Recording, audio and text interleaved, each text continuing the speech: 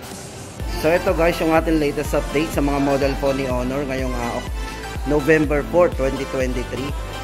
So guys, tama-tama ito sa mga nagbabalak pa lang bumili ng mga Android phone ni Honor. Guys, ito isa-isahin natin. Guys, unahin na natin yung affordable phone nila na bagong labas. Ito, may dalawa po tayong variant na pagpipilian. Ito guys, para dito kay Honor X5 Plus. So guys, good news to kasi si Honor X5 Plus, ito price po niya is 5,990. And then meron po siyang special promo.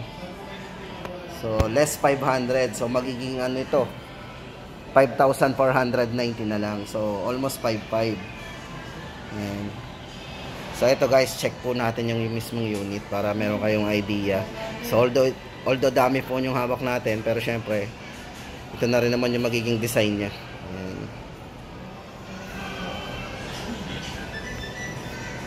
So ito guys, para doon sa kanya mga specs, silipin po natin. Ayan. So nakalagay naman sa screen. So ito guys, battery 5,000 mAh, long lasting battery. So pang matagalan na talaga. Then meron po siyang 50 megapixel high definition camera. Then yung kanyang refresh rate sa screen, napaka smooth na kasi 90 Hz po yung kanyang refresh rate with eye comfort display. Ayan. Guys, sa mga naghahanap ng Honor X5 Plus o yung budget phone ni Honor, ito po yung may re-recommend natin sa inyo. Ayan. Tapos ito guys, yung bago din, X6A. Yan. Sa mga naghahanap po ng X6, so wala na po silang stock noon. Ito na po yung bagong release po ni Honor ngayon, X6A. Yan. Para po sa ating kaalaman, sa mga naghahanap ng X6, so wala na po yun. Ito na po yung latest. So price update natin dito, 6,990. Then para doon sa kanyang mga overlook natin guys, ito 5,200 mAh battery din. So mataas. Then 50 megapixel triple camera. So yan. So meron siyang triple camera. At para sa design, silipin na rin natin guys na to flat. Then side fingerprint, meron na rin siya para sa kanyang security unlock. Then syempre guys, internal storage ito, naka 128 na po yan. Na naka 90 Hz na rin po yung kanyang smooth with eye comfort displays. So yun guys, sa mga naghahanap ng entry level ni Honor, ito yon, Honor X6A, 6,990. Then yung chipset nga pala guys, ito para sa chipset ng dalawa na to, pareho po silang ng MediaTek G36. So yun, check po natin, pakita ko sa inyo yung yan, 4GB RAM 128. Tapos yung isa po is 4GB RAM 64. Naka MediaTek G36 din po yan. Then sa kanilang charging capability, ito ay naka 22.5 pareho. Yan, Honor Supercharge. Tapos guys, lipat tayo doon sa mga iba pang model, like yung mga naghahanap po ng X7A. Guys, ito ang price update natin. For Honor X7A guys, ito ay 7,990 pa rin.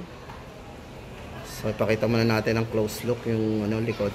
Yung likod nito guys, naka curve, parang naka 3D ang tawag dito. So maganda siyang hawakan. So isa po sa highlights nito guys, yung kanyang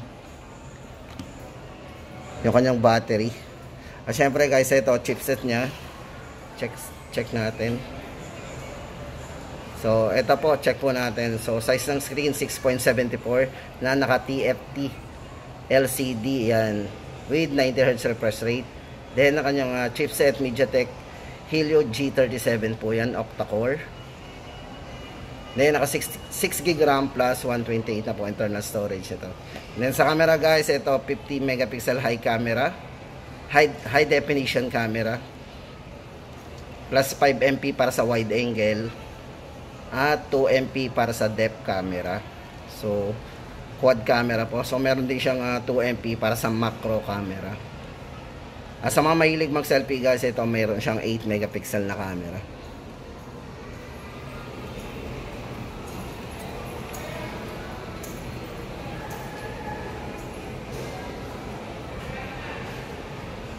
MP linaw. So yun guys, update natin dito 7,990. Yan, sa mga naghahanap po ng Honor X7A, so hindi po siya naka-markdown. So regular price. Tapos guys, ito lipat tayo. Ito naman ang update natin for Honor X8A. So lagi po tayo mag-update guys sa mga price po ni Honor. Ito guys, for Honor X6A, price po natin dito 10,990. Size po ng screen ito ay naka 6.7 Honor edgeless display. Kung mapapansin nyo po, napakanipis po ng gilid nyan. So benefits yan guys is naka full view tayo. So yung edgeless display kung tawagin. Yan. So ito guys, para doon sa kanyang mga specs, ito basahin natin. Ito guys ay naka 8GB RAM plus 128 na po internal storage. Then maganda dito, camera guys, ito ay naka 100 megapixel na po yung camera. Check natin design, no? Flat na flat.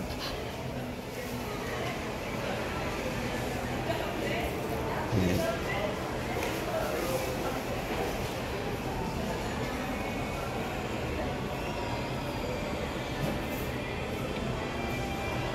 Syempre sa front camera guys, ito meron tong 16 megapixel na camera. Yan.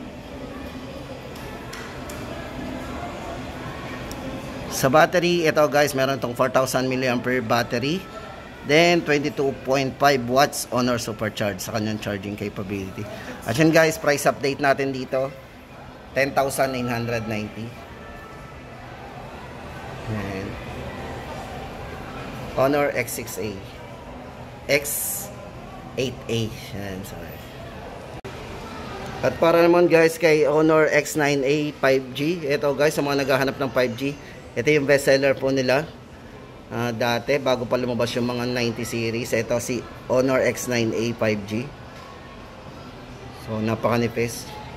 Ito guys, maganda dito, ito yung naka 6.67 OLED display with 120Hz na po yung refresh rate ng screen. Then yung chipset po na ginamit sa kanya is Snapdragon 695 octa-core chip processor. Yan. Then yung internal storage po nito 256 na po with ano po 8GB RAM. Then sa camera, check po natin. Ito po ay merong 64 megapixel na para sa kanyang main camera. So ito yung kanyang front guys, napakalinaw, 16 megapixel. Check po natin yung kanyang front rear camera.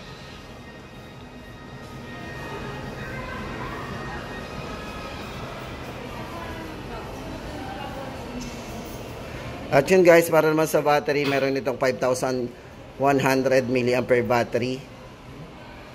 Then yung kanyang charging 40 watts, sobrang bilis na po nito, Honor supercharge. At yun guys, para yun ang update natin ngayon kay Honor X9A 5G. So mga naghahanap ng 5G syempre. Ayan. Price po natin 16,990. At guys, ito dito na tayo sa mga latest model po ni Honor. Ito yung huling lumabas po sa kanila. Sa mga naghahanap ng 5G pero mas mababa ang presyo, ito po Honor 90 Lite 5G. Ayan. Para sa design guys, ito check natin ang malapitan. Meron siyang ultra camera 100 megapixel.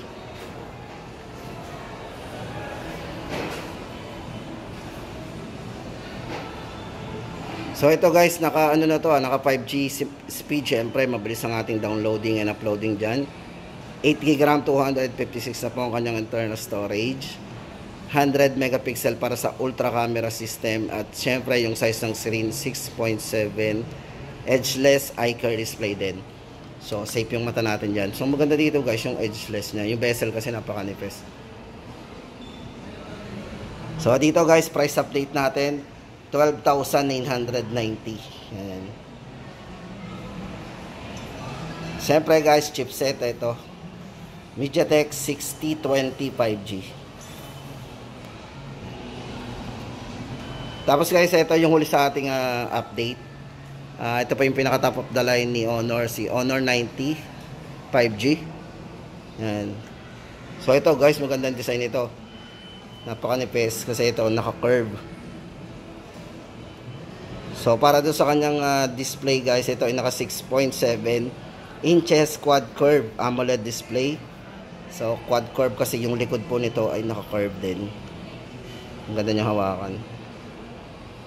Tapos sa camera guys, ang maganda dito, yung kanyang rear camera 200 megapixel na. Meron siyang ultra clear camera plus 12 MP ultra wide camera naman. So yung mga gusto nating makuha ng malawakan, so yan, meron siyang ultra wide angle. So never hindi na natin kailangan bumago sa position kasi yung camera na po yung mag-a-adjust. Yan. At syempre guys, sa selfie hindi pa huli kasi ang taas ng kanyang selfie camera. Ito ay merong 50 megapixel na camera.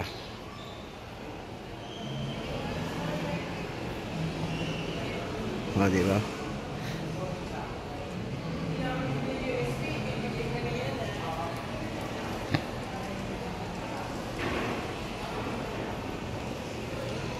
At ito guys, para naman sa kanyang chipset or yung processor niya, ito ay naka Qualcomm Snapdragon 7th Gen 1 Accelerated Edition. Check po natin.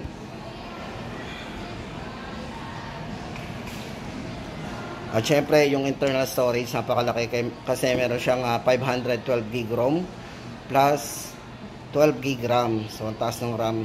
At para sa battery, 5,000 mAh battery at 66 watts on-or supercharge. Sobrang bilis nito. Siguro mga 30 minutes lang puno na yung ating battery pag charge natin. So yun guys, price update natin 24,990.